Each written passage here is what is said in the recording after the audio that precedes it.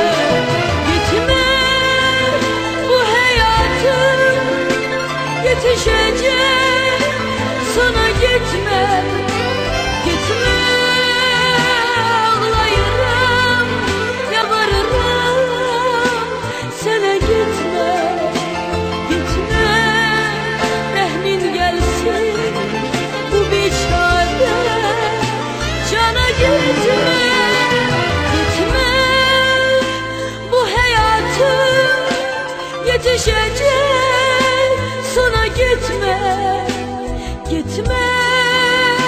Ağlayırım, yalvarırım sana, gitme, gitme.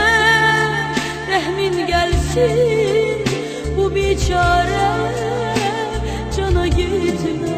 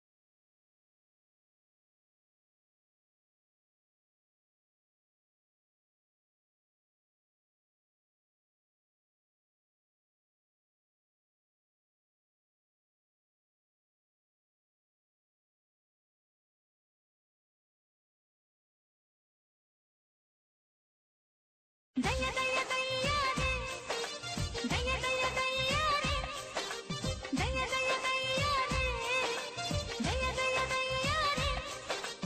आशिक मेरे मैंने तुझसे प्यार किया रे।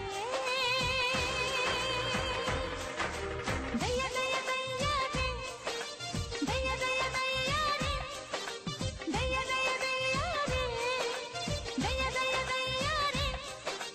आँखों से चोरी चोरी इज़हार किया रे। दया दया दया रे, दया दया दया रे, दया दया दया रे, दया दया दया रे।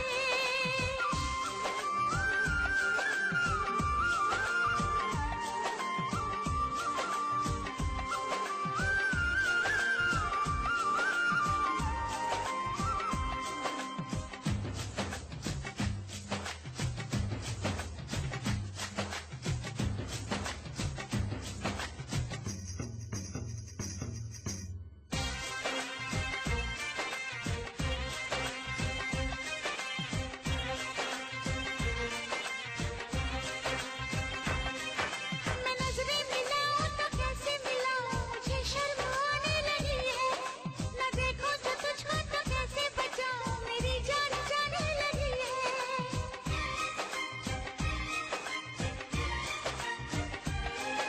तेरी चाहतों में छलकती ही जाए, न माने निगोरी ये पायल। मुझे बेकरारी सताने लगी है, किया इश्क ने मुझको घायल।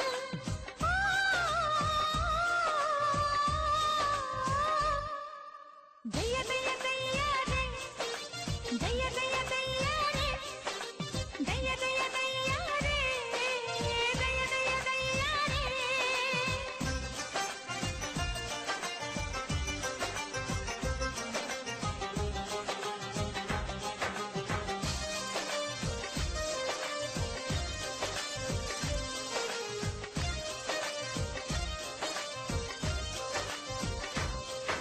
तेरा नाम लेके गुजरते मेरे दिन, तड़प के गुजरती है रातें। मुझे याद आती है अब तो हमेशा शरारत भरी तेरी बातें।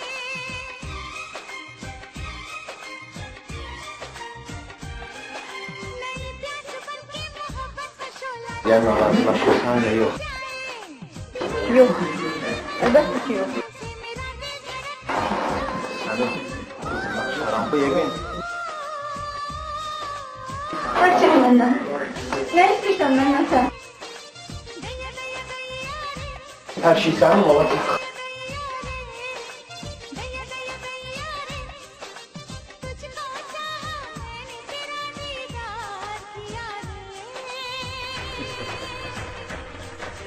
दया दया दया रे, दया दया दया रे, ओ दया दया दया रे, दया दया दया रे। आशिक मेरे मैंने तुझसे प्यार किया रे।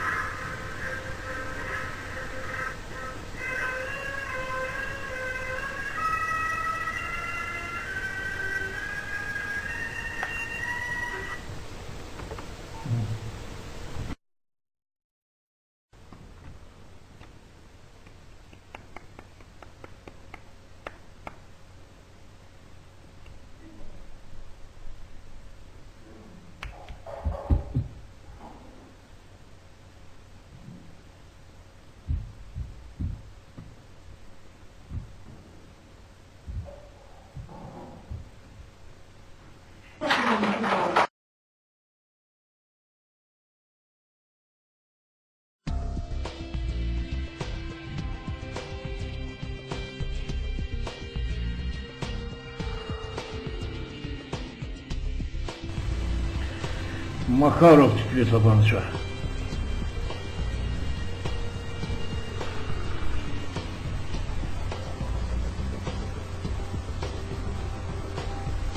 Ama merhumun bedeninde gülle yarası yoktu.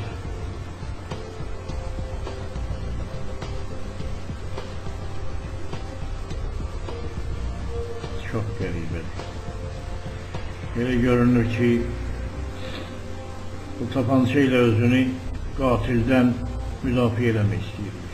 Lakin bacardı. Müfettiş Poladov, ölüm hadisesi törənib.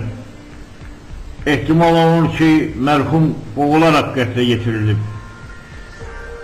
Bize bu cinayet hakkında haber veren komşunun dediğine göre burada bir kız da yaşayırmış. Lakin indi yağlı etbey olup göğe çekilir. Ünvan Dağüstü küçesi 115. Cesedi muayeneye aparmadan ötürü maşın gönderin. Ehtimal olunur ki katil eve gayret məqsədiyle gelinmiş. Silah mərhumun özünə aid imiş. Boğaz nahiyəsində əl izləri var. Güc əlamətlərinə təsadüf olunur. Evdə qadın əşyaları var. Qədəhdə mərhumun əl izləri var. Bax burada.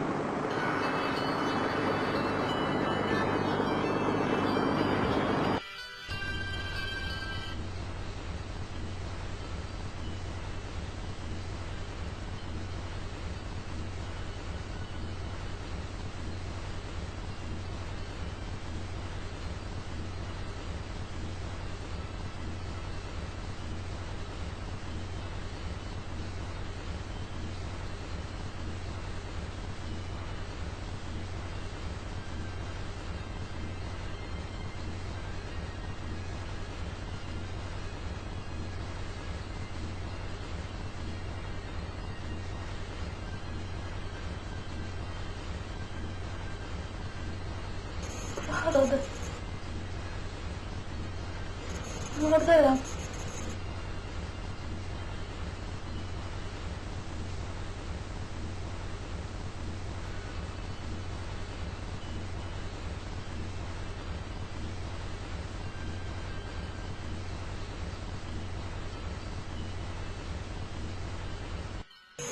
Ben buradayım. Sen kimsin? Sizin evi gayrete gelmiştim.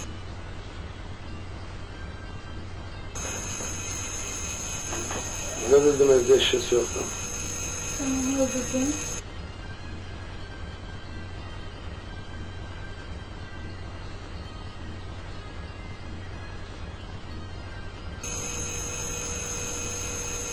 Ben onu öldürmek istemezdim.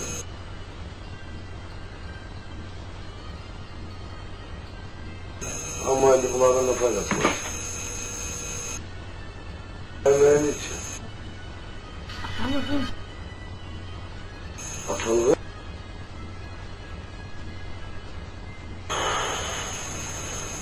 Dünyadan en güzel eğlenceli görmüştüm. Anza böylesini yok.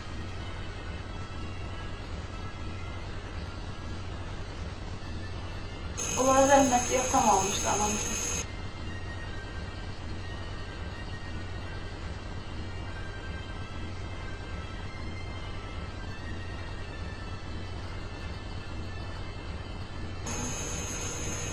Allah memnuniyime lazım. Lazım oldu olmadı. Var senin o. Vaxt vardı ki, mən də qayğısız ışıltaq qız idim.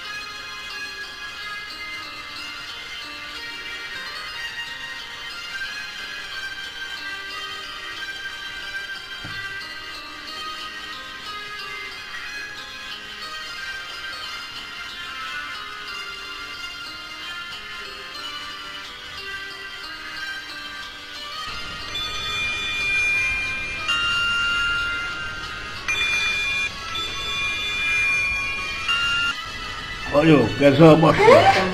Avtomobil qəzası. Çox ağır avtomobil qəzası baş verdi. Sərnişin avtobusu uçuruma yuvarlanıb. 40'dan çox adam həlak olub. Harada? Ağsu aşırımında. Atam da həlak olub.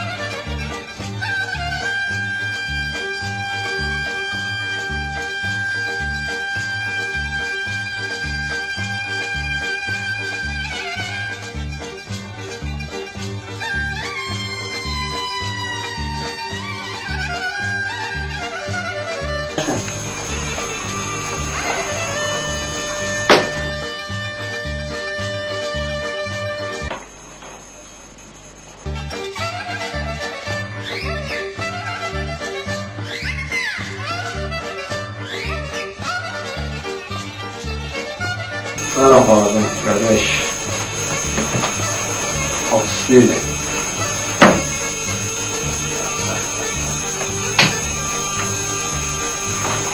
Şamışım ben.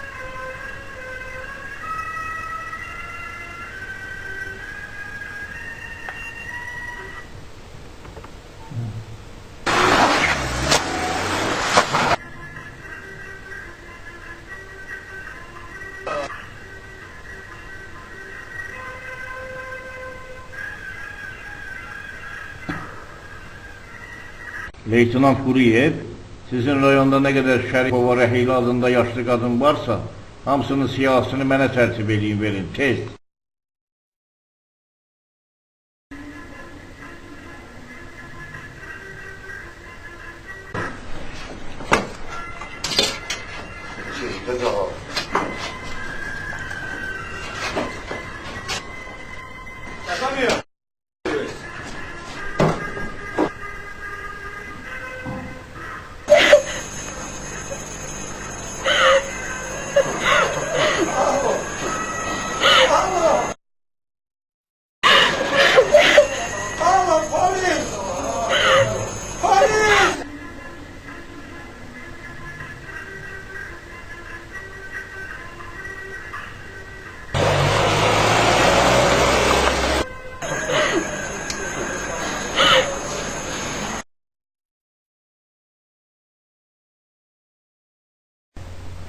Kassa qarəsi olunub, tikinti idarəsinin kassası.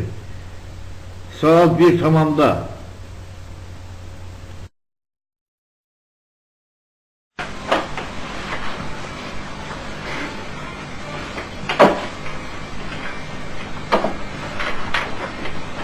Ne olur? Korkursan ha? Yox, qorxmuram. Ancaq o qadınların qorxudan böyümüş gözlərini fikirləşəndə Uşağın bir övrəyiymiş. Kadınlara yazığı gelir. hər halda olar bilsən. Dünyada yaşamaq lazımdır oğlan, yaşamaq. Nəysə sana yazığın gəlsə, ardından gəbələrsən. Belə çıxır ki, başqasını əzib, onların hesabına da varlanmaq lazımdır.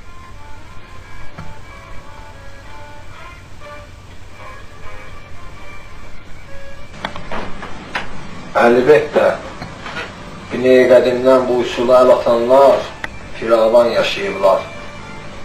Hətta başqalarını özlərinə kölə ediblər. Ola ben isteseniz yerime var.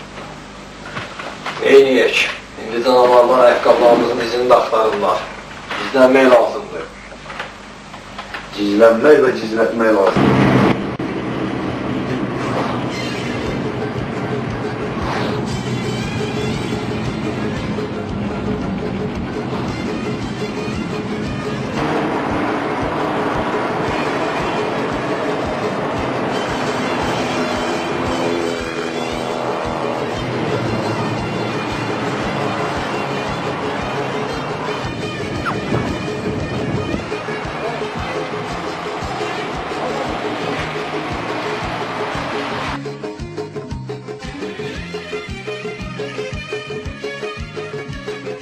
Kimlere kaldı dünya, dolup boşaldı dünya. Kimlere kaldı dünya, dolup boşaldı dünya. Olmadı sirrini açan, olmadı sirrini açan. Bir sirli kaldı dünya. Olmadı sirrini açan, olmadı sirrini açan. Bir sirli kaldı dünya. Kimlere kaldı dünya, dolup Buraya. boşaldı dünya. Kimlere kaldı dünya, dolup boşaldı. Tamam Melek. Sen yaman espridelli eləyəcən abi. Tanıdın beni. Tanıdım. Tanıdın. Ey başı aşağı. Hangi necə? Oğlan adını çəkməyin ya. Yaxşıdır. Ha. Sen espridelli eləyəcən. Ne söhbət? Sənin söhbətin açıqdır. Sen çok pulları götürüb aparmışsan, espridelli eləyəcən. O üçün sənin söhbətin açıqdır, açarlar verirsən, özündə gelirsən. Ben heç besbirli zad eləməmişəm. Eləmişəm. Kart oynamışam, kişi kimi udumuşam. Ya, odur mu? Yox. Ondan başqa da besbirli, sənin söhbətin açıqdır. Hələlik açarlar verirsən, pulları da sonra getirirsən, gəlirsən, söhbəti bağlayalım. Hala gəlib. Biz oturan yerə. Bildin? Açarları ver mənə. Maşında da gəlib. Səni götür gəl.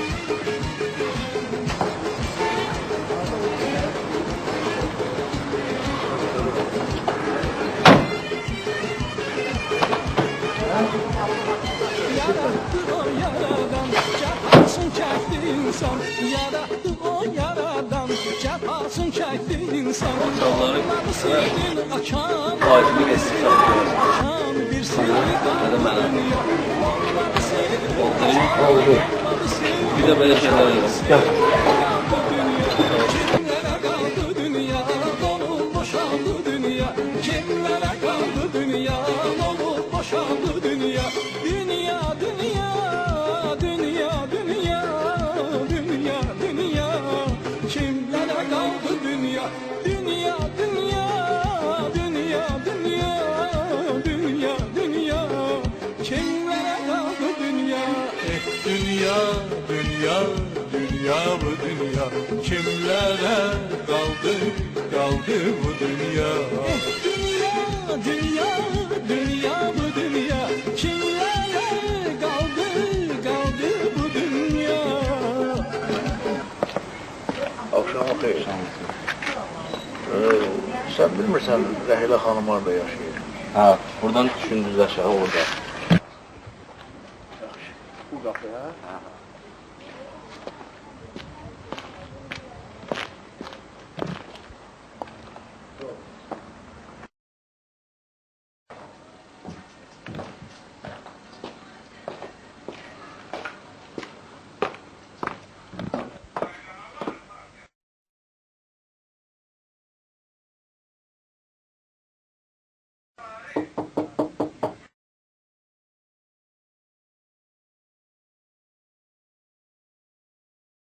Görürsən bu gecənin vaxtı kimi ola bilər? Sən kimsən? Mən cinayət axtarışları şöbəsindənəm. Salam aleyküm. Aleyküm. Hiç narahat olmayın. Sizden bazı sözleri konuşmaya gelmişim. Buyurun içəri. Narahat olmayın. Buyurun. Sizin adınız Rəhimlər değil. Bəli, Familyanız Kərimova. bəli. Buyurun əyləşin. Teşekkür ederim. Aldığım məlumata görə sizə Rüfət adında bir adam tez-tez yardım edir. Mənə onun haqqında danışa bilərsinizmi? Mənə tez-tez baş çəkir. Nə lazımdır gətirir mənim üçün. O deyə bilməzsiniz o harada yaşayır. O yaşadığını bilmirəm. Ancaq bilirəm ki, buradan 2 tin aşağı kamsiyonlusu var. İki tin aşağı. Bəli. Çok güzel. O sizin yanınıza tez-tez gelir. Bəli. Vaxtı olan kimi gəlir. Tek gelir öyle mi? Hərdən bir dostları da gəlir yanında. Teşekkür ederim Rehila Hanım. Çok sağ olun. Onun o dostu dediniz, dostun onun adı nedir? Deyirsən Səlimdir.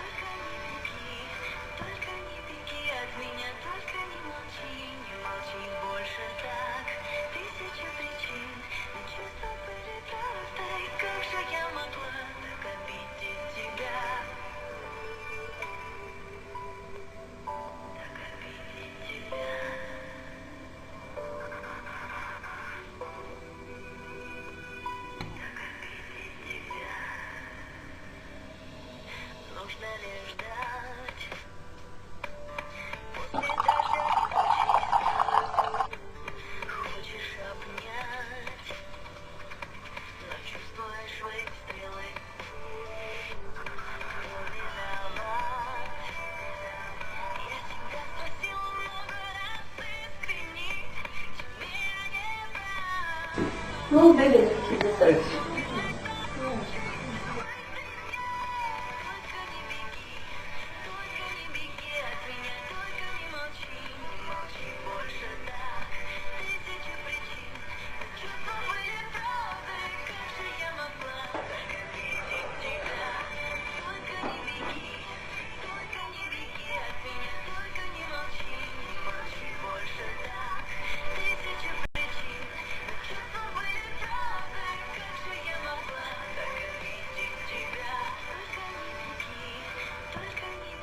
Yok ki, dedi yanına var. Gitme onların yanına. Sen benim qabağımı saxlama, ben bu dəqiqə yoksa otur gözlə məni.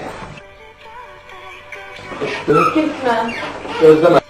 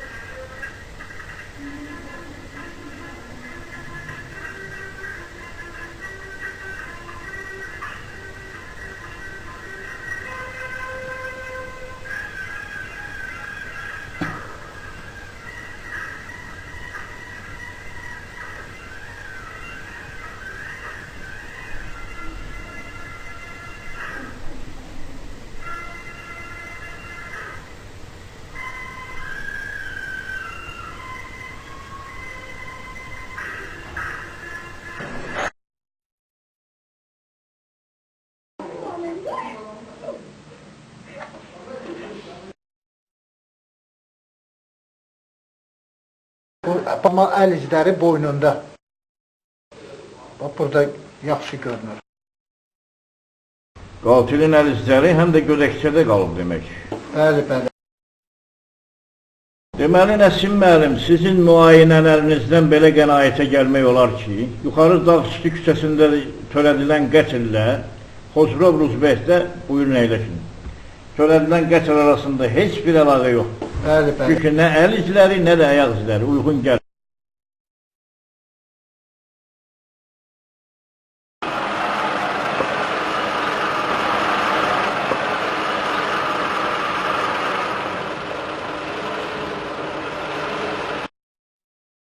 Ekspertlərin rəyinə əsasən Qazımov Zahiri Polat rəqəmli Səlim öldürülür.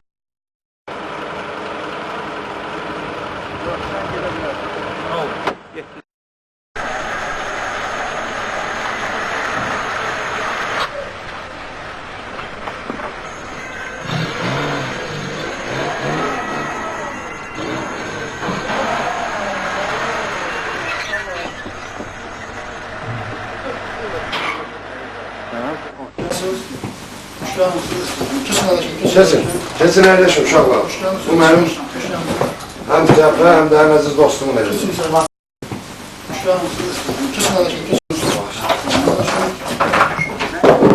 Özünüzü evinizdə kimi hiss edin. Kesin əyləşin.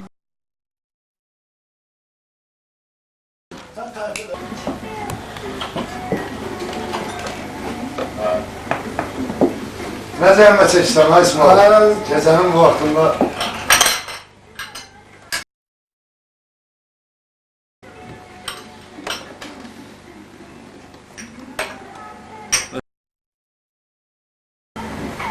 Nə əziyyət çəkirsiniz?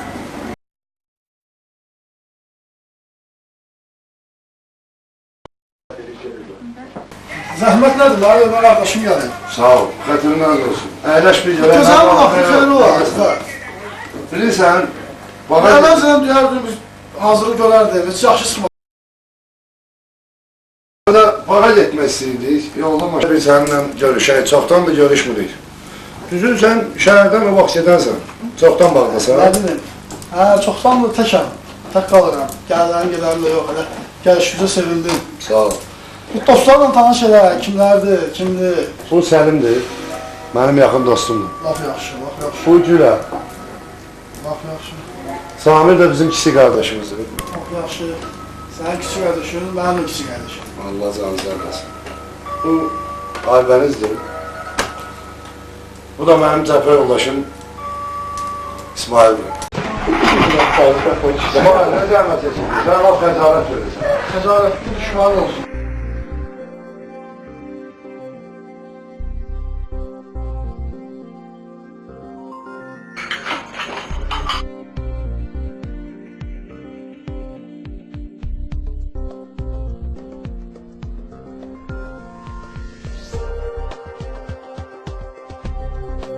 Allah bizdən, bir şərabı getir o ya. Ürək istəyir, sağ olar.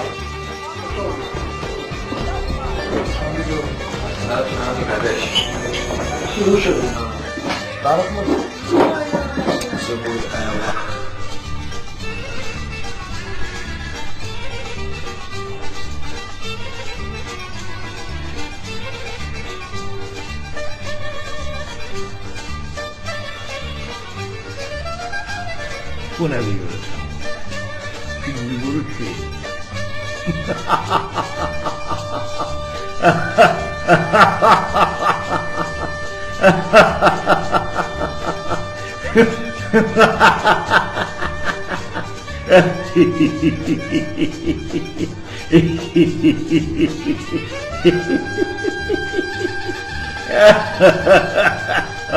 Ana bu laf çok iyi.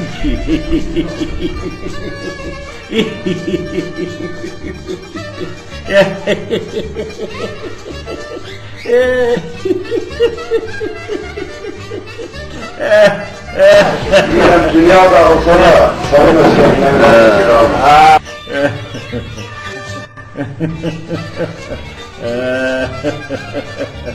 Hörmətli tamaşaçılar, bugün səhər Yasamal rayonunda 2-ci idarəsinin kassası qarət olunmuşdur.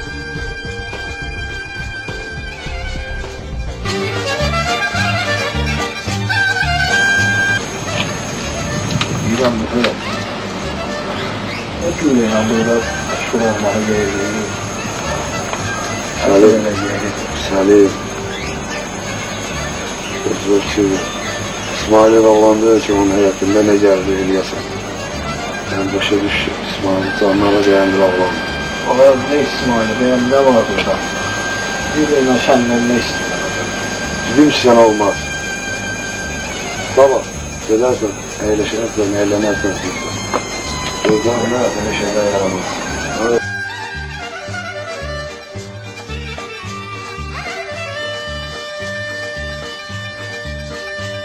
Daha olur yavaşma. Benim yüreğim bu gün istiyor Özde burada. Ne İsmail? Dedim sen olmaz. Sen kız eve bunu başa düşersen, sabah gülersen, başka yere eğlenersen nereye istiyorsun? Yok Lütfət, sabahın yaxanın əngə üstü. Mənim ürəyim bu gün istəyir. Xastana bir yerdə qalmışıq. Hamilə nə verirsən özün bilərsən. O mənə özündən bir pay verməlisən. Salim, sen bilirsen ki ben pulcura oğlan değilim. Neyse.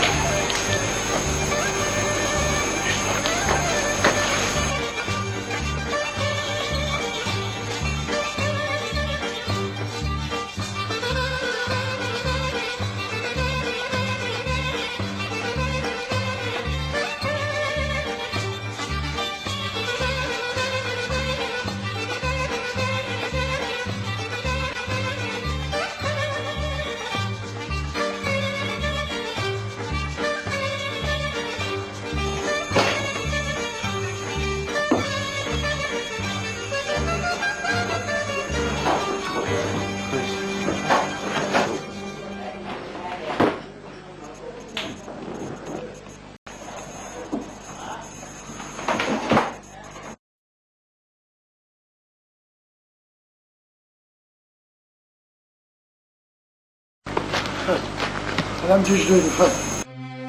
Tövbe edebilirsen, fayda edersen bizden imama Rıfat. Allah çok merhametlidir Rıfat.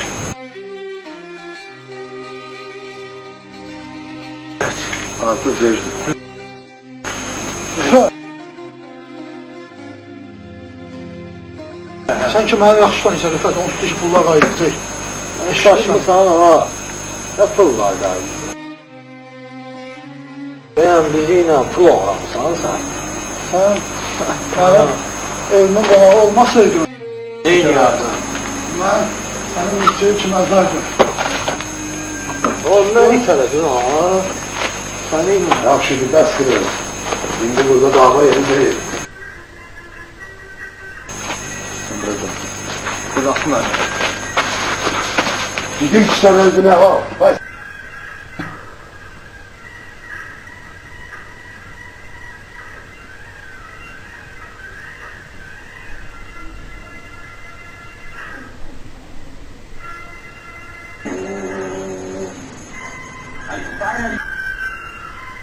ne olur ha? Ben bu herif başı salmanı dinledim. İsmail. Sen bana başa çıkmazsın İsmail.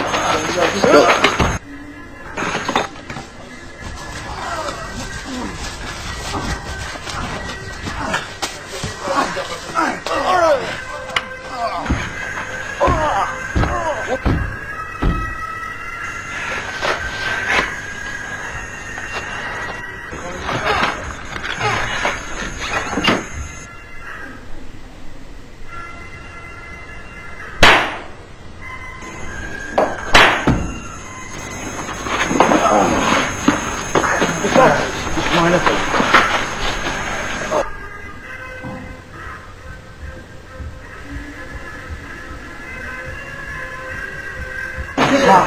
O bize öldürme yaxşı öğrenmişti.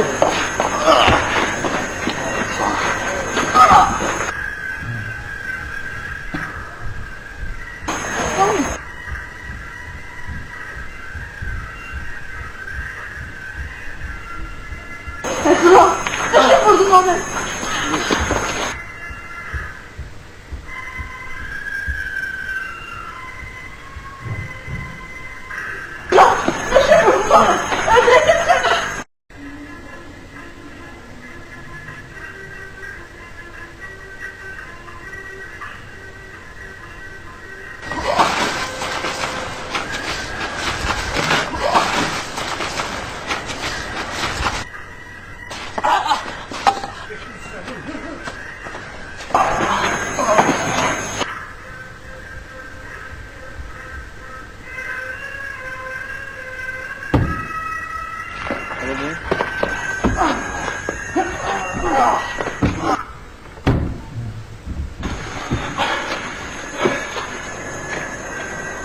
İsmail.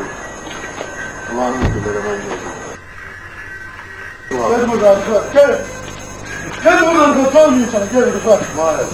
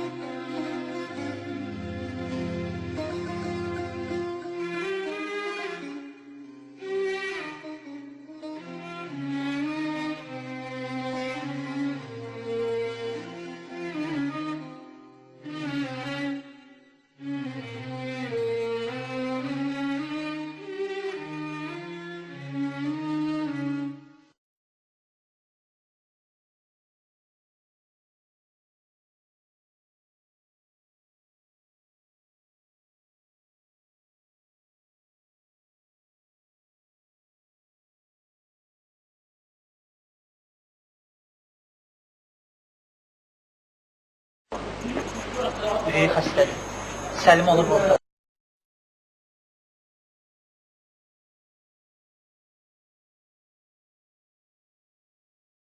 İsmail qardaş, məni polisə verəcəksən?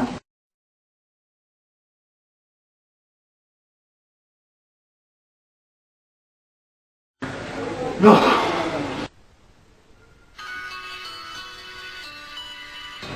Sən nəcib adamsan İsmail.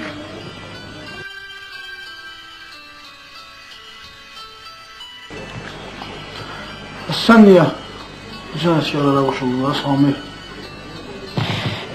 Mən uşaq evində böyümüşüm. Valideynlərim mənə atıb.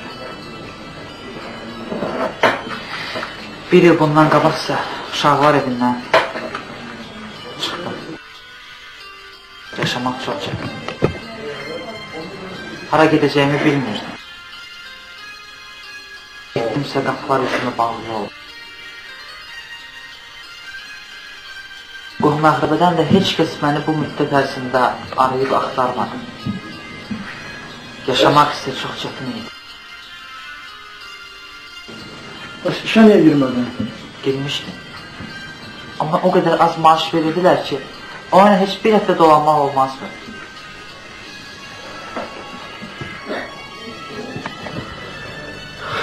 Sonra da zəhmətsiz yaşamaq fikrinə düşdün, ha? Başqalarının pullarına uğrayıb kef sürmək istəyirdi, hə? Mən onların bu qədər böyük cinayətkar olduğunu bilmirdim. Sən onların yanında nə yeyirdin? Rüfətin komisyonasında işlədim. Mənim yaşamaq çətin idi. Məcbur idi. Bir yenə baxanda Rüfət bir pis oğlan deyil idi. Mən hər şeyini təmin eləmişdim. Bu dünyada halal yaşamaq lazımdır, nə olar? Adam paltarsız da qalar, ac da qalar. Amma düzgün olmaq lazımdır.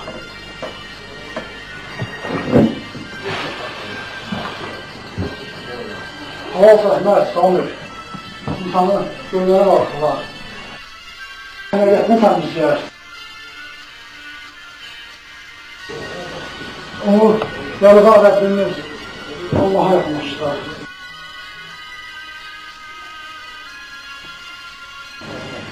Haram yolla dolanmalıysa, eşit mənə. İnsanın əşkikdən də əksik edilir. Eşit uşlar mənə. Sən İsmail qardaş, mən elədiyim əmələ görə çox pişmanım. Amma inanın ki, mən bu işdə birinci dəfədir iştirak edirdim. Özümü bağışlaya bilmirəm. Mən hökmən cəzamı çəkməliyim.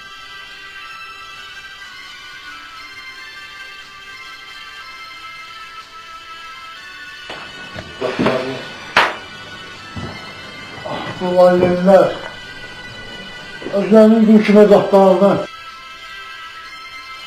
otur kişi çöl atan kimi tutup kişi atırlar.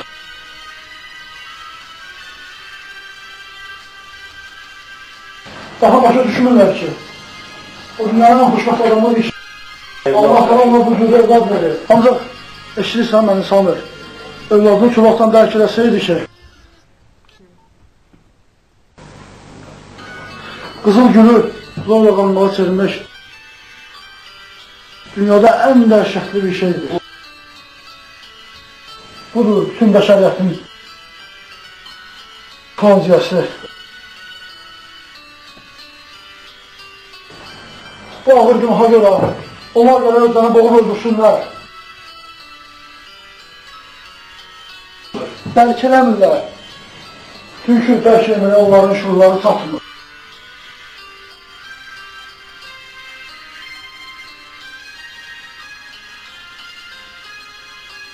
Əgər indi yaxşısan.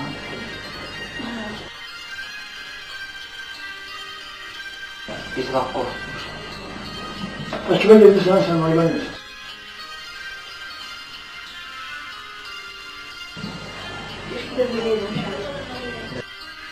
Üstünə deyilmir.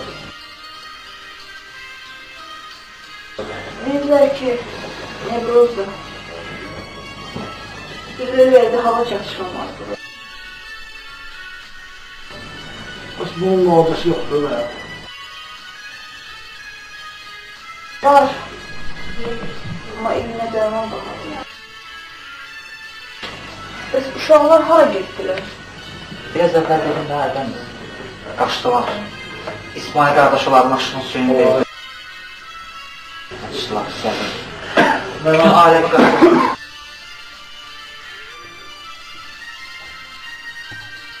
Hamısını eşidirlər.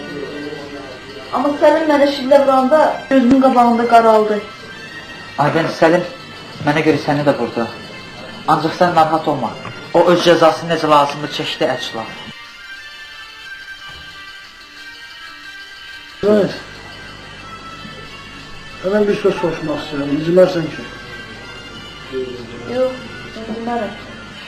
Axı necə oldu sənin kimi bu cür bir quldurlara başladı? Mən onların quldur olduğunu bilmirəm. Bəs siz hardan bilirsiniz onların ne quldur olduğunu?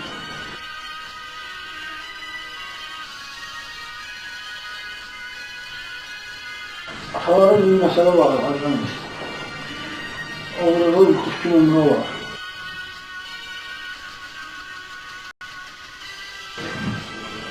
Xoşbaxtlıqdan isə oğlu Rəhmən günün üzə çıxdı.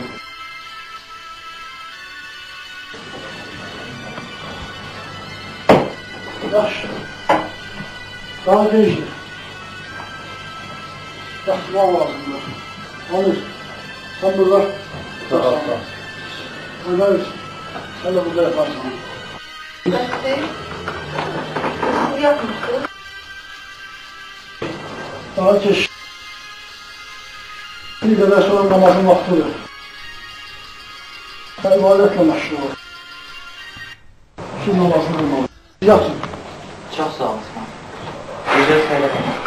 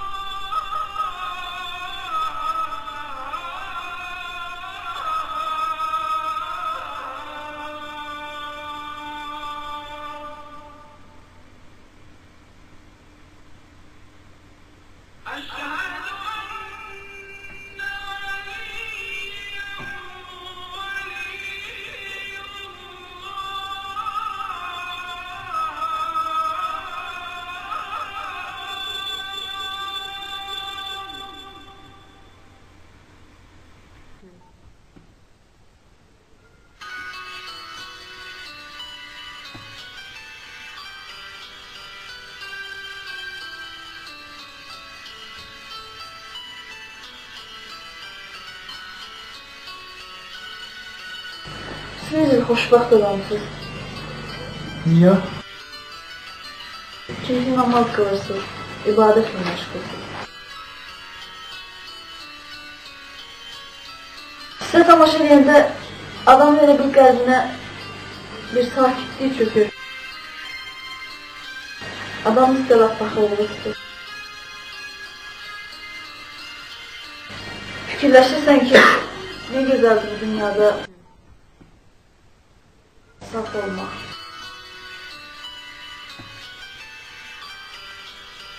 İstəsə siz də qala bilərsiniz. Mən də namaz qıla bilərəm. Bəttə. Ancaq baxın üçün görək bütün günahlarından tövbə eləsən. Amma fikirləşirəm ki, görürsən Allah mənə bağışlayar. Mərhəmətinin həddi hüdudu yoxdur, Samir. Mən inanın heç bir vaxt daha cinayət işində iştirak etmərəm. Ancaq mən mütləq cəzamı çəkməliyim.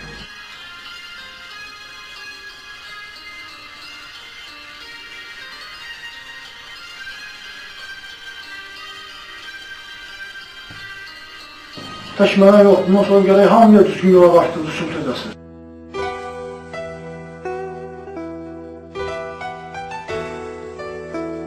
Axı nə işbir elədin? Sənin işin deyil. Həmişə belə haramçılıqla yaşamısan. Biz onun evində yeyirdik, içirdik. Kes səsi be. Nə axmaq iş gördün səni? Altan hesabı sürdürməliyəm, mütləq. İstəyim ne olur olsun. Mənim xalqdan vurdu. O pulları mənimlə yarmayıb, o pulları mən yarmışım. Rüfətlə, Samirlə. Kimdir mənim qabağımda at oynatsın? Qürbət neyəyək? İndi də bu oyuna hesabı sürdürməliyəm 100%. Gəl getdik.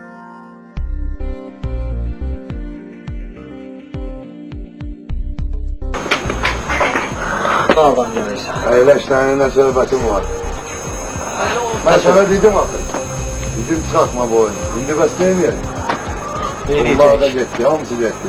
Sən indi bilirsən ki biz hər altın başı biz ilişmək təhlükəsindəyik. Rüfət, sən özün bilirsən neyinsə elə. Mən gedib oyuna hesabı sürdürməliyəm. Pulları da ondan almalıyam. Əyləş, tələsmə. Hələ indiyə qədər tələsənlərin olduğunu görməmişəm. Yox, əmir isti döyər. Axşam məni eşitmədin, işi bu yerə gətirdin. Gəl indi oturaq, yaxşı-yaxşı fikirləşək. Bəlkə lazım deyil. Lazımdır Rüfət, lazımdır. Necə yana lazımdır? Bu qədər pul girir, sənə hardandır mən bilmirəm axı. Ne deyirsən bu pulu? Bu pula görə biz ən azı 10 il ilişə bilərik, ayaqma, bilirsən? Hər şeyi bilirəm, qorxma, səni ələ vermərəm ilişsən. Mən qorxmuram. Axı ne üçün gedək abaydan yataq? Biz o pullardan da çox qazana bilərik. Hey Rüfət, mən oyla gedib hesabı sürdürməliyəm, o mənə vurur. Sən İsmail'a Güldən ağır söz desən özündən göz. Sən nə danışırsan? Mən oyuna hesab sürdürməliyəm. Dedim sənə ona Güldən ağır söz desən, özünü ölmüş bil. Sənin nazınla çox oynadım ha mən. Sən ki belə danışsan, mən indi gedəcəm onun yanına. Sən, et sənə getmirsən. Rüfət! Dedim sən sana getmirsən. Bırax məni Rüfət! Bırax məni!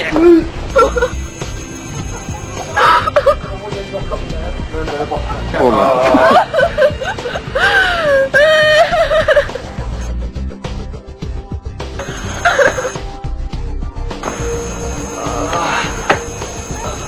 Qaçma Gülə!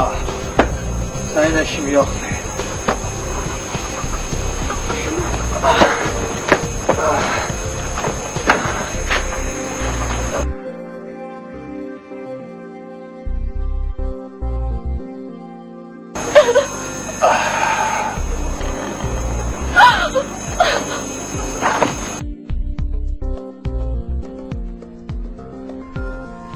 Sen git. Kaç sen de.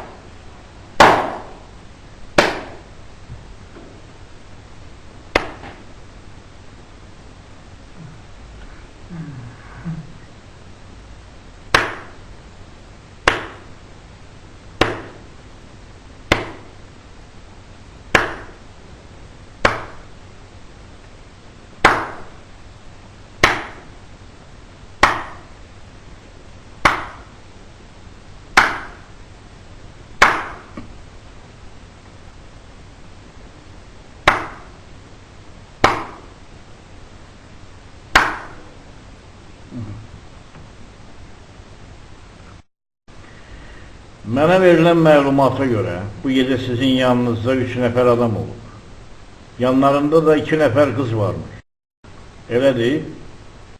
O adamların əlamətləri bu yaxınlarda çox qatı cinayətlər törətmiş. Eyni zamanda tikinti idarəsinin kassasını qarət eləmiş quldurların əlamətləri ilə çox uyğun gəlir. Lakin yanımdakı bağlar nəzarətçisinin dediyinə görə onlar səhərə yaxın harasa çıxıb geliblər. Elə cavab vermək istəmirsiniz. İndi bu yoldaş mənə sizin haqqınızda çox gözəl sözlər dedi.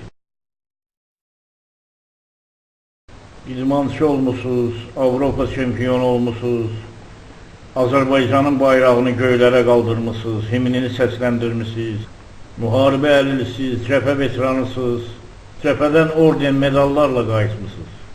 Eyni zamanda ibadətlə məşğul olursunuz, elə deyil? Nədənsə yenə susursunuz.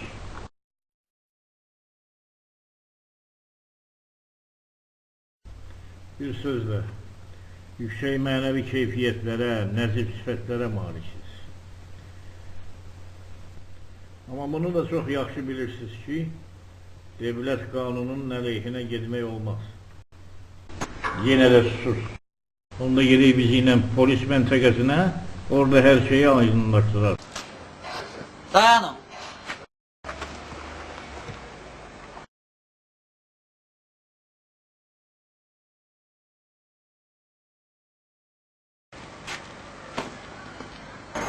Bu cinayətkarlardan biri də mənəm. Cinayətdə mən olmuşum. Oğurladığımız pulları.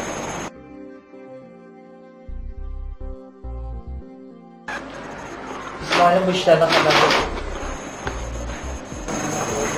Qandalı gətir.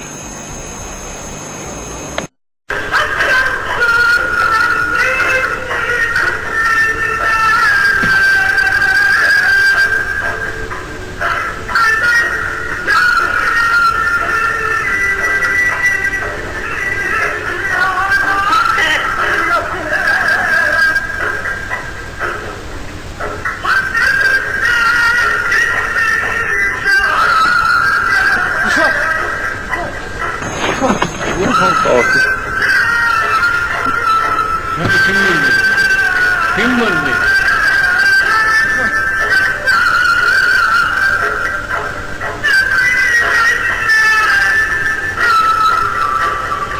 Bir dost kime son ayakta bir karşım var. Bir dua edersen ki Allah'ım onun günahlarını bağışlasın.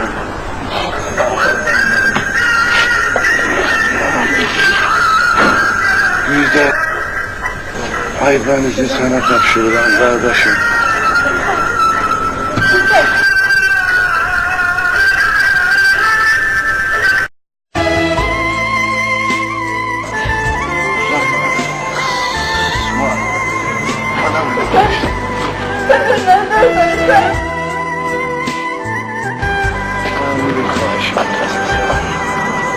Şimdi ağlamak esnem olmaz. Ne günahım varsa var. İsmail. 12. sahiye kuruş gözlerim. Bir dost gibi. Ayşem Bıcı. Ayvenizi. Ben sana niye şeyleri ben? Lütfen! Kaldır yana lütfen! Kaldır yana lütfen! Sen önden değilsin lütfen! Lütfen! Kalk!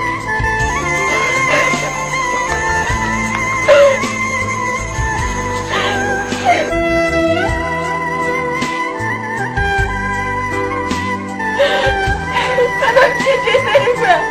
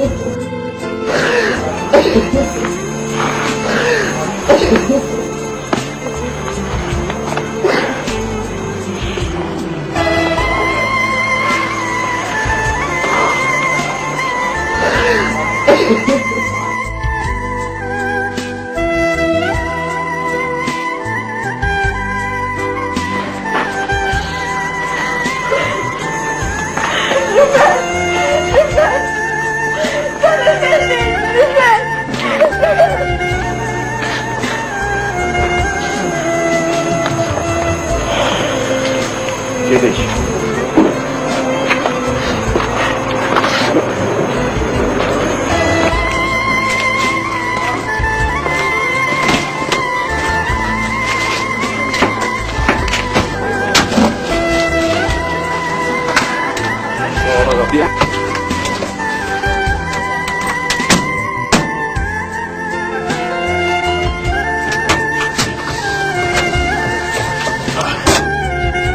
Gösteriş verdiniz.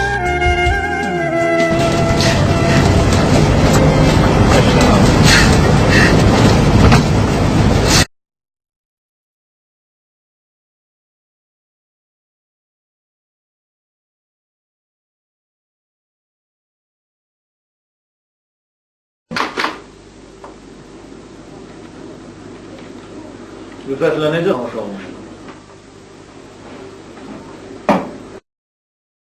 Uşaq evindən çıxandan sonra. Elə birdən iş axtarırdın. Qarşıma Rüfət çıxdı. Mənə öz komisyonusunda iş verdi. Mənə ev verdi, yaxşı baxırdı mənə, bir qardaşı kimi. O mənə çox yaxşılıqlar edir.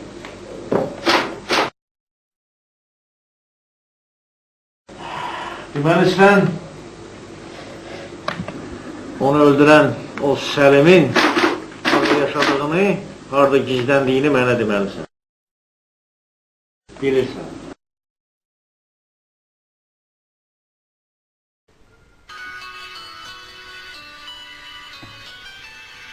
Rüfət çox yaxşı olan idi. O mənə böyük qardaş kimi qayğı göstərirdi.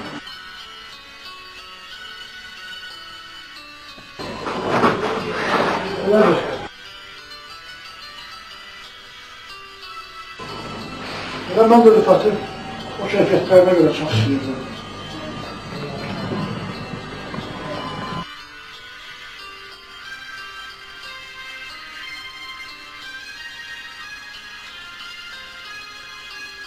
Aydanis, istəyirsən burada qal. Mənim yanımda. Yox, yox, nə danışırsan? Haqqımızda nə fikirləşərlər? Mən istəmirəm ki, sənin haqqında pis fikirləşsinlər. Burada pis nə var ki? Bizim haqqımızda nə fikirləşərlər mənə?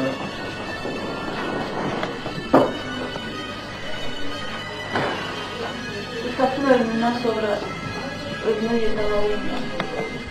Mənim üçün dünya məhv olmuş kimi. İnsan kimi olmalı, Aybəniz.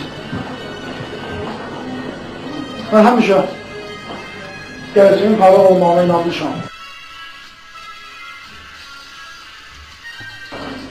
Hər şeyə inanmazsam, Aybəniz. Mən ömrümün 3 ilini türmədə keçirmişəm. Sən nə danışırsan?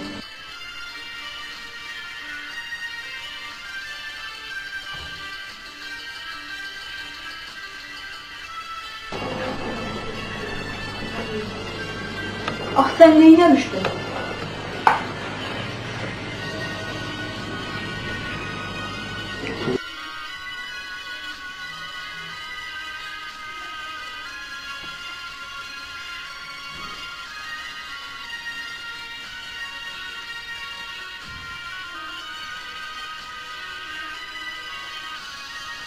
Ali məktəbin sonuncu kursunda oxuyordum mən. Gecə şöbəsində. Axşı yadımdadır, bir dəfə qış vaxtı idi. Evə gəlirdim. Bir dəfə qış fəryadı eşitdim. Narahat olmaq olar. Hər şey öz qaydasında. Təşkil edəcəm sənət. Əmpiqə xatada tapmışam. Elə miravoy bir yerdə. Heç yerdə misli bərabəri yox. Bir dənə iş var ki, bir balada xərc lazımdır da, özün bilirsən daim. Hələ təxminən 150-200 dollar əlin cibində olsa, hər şey düzələcək. Bıraksan, hər şey düzələcək.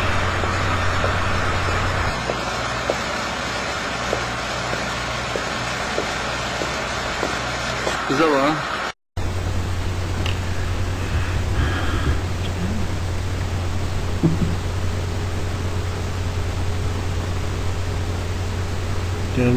Come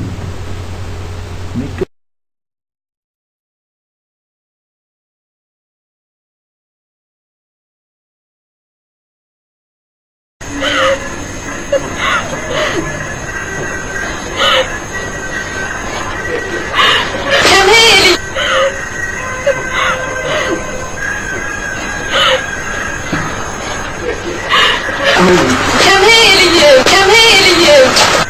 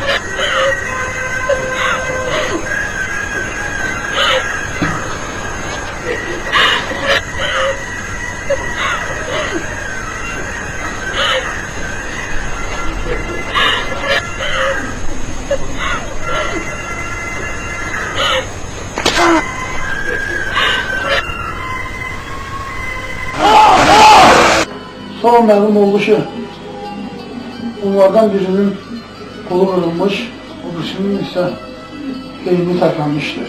Məhkəmənin gedişində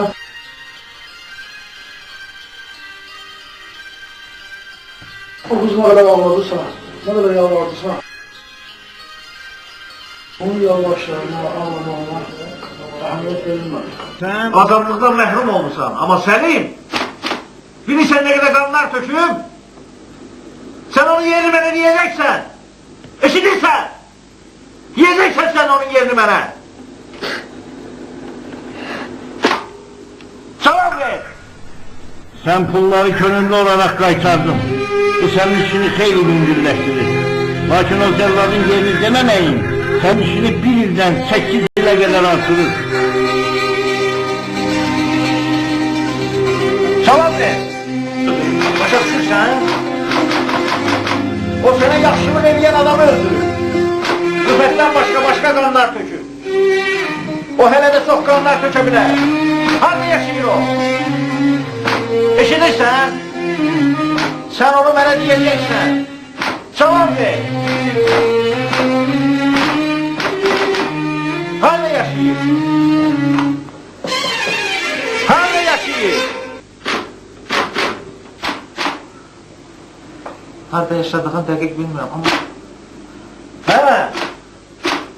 yasam alda qalır. Polise könüllü olarak teslim olduğuna göre ve aynı zamanda bunları könüllü olarak kaytardığına göre oğlum, cezan xeyli yüngülleşecek. Cezanın yüngül olması için ben de elimden gelen edeceğim oğlum. Gel oğlum, gel.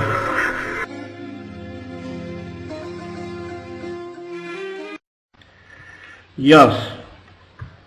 Samir adlı yeni geçme, kassadan garet olunmuş pulları könüllü olarak kaytardı. Ev üyesi İsmail'in ise bütün bunlardan qətiyyən xəbəri yoxdur. İçkin düşmüş kız da onun yanında yaşayır, sonra çıkıp evine gidecek. Vesselam.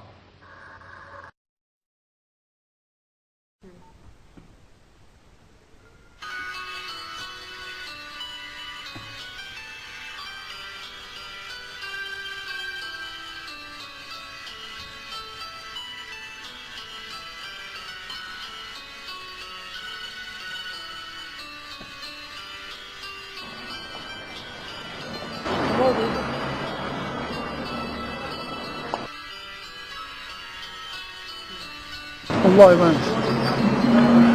Allah'a emanet.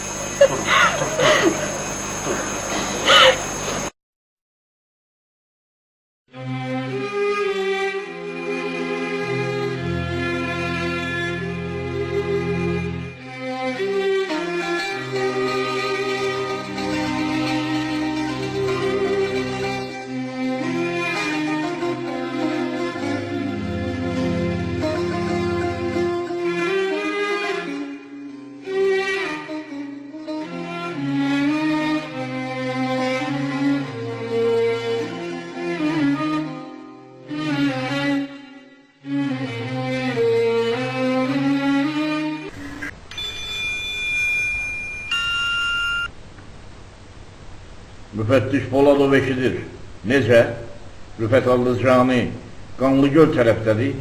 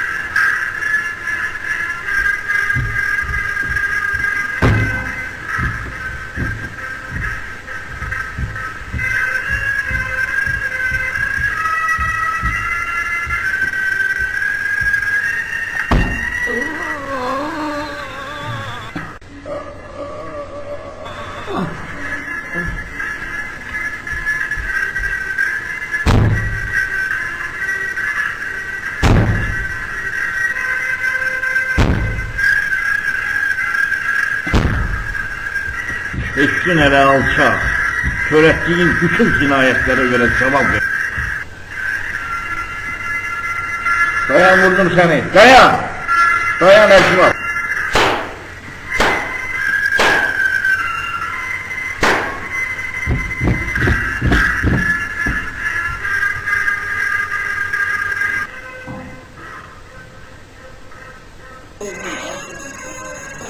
Mən aşağı getməliyim. Sürmesidə. O yol ki ibadətgaha gelmir, onun axırı yox. Mən də Allah qarşısında çox günahkaram, ona görə də tövbə eləməyi gedirəm.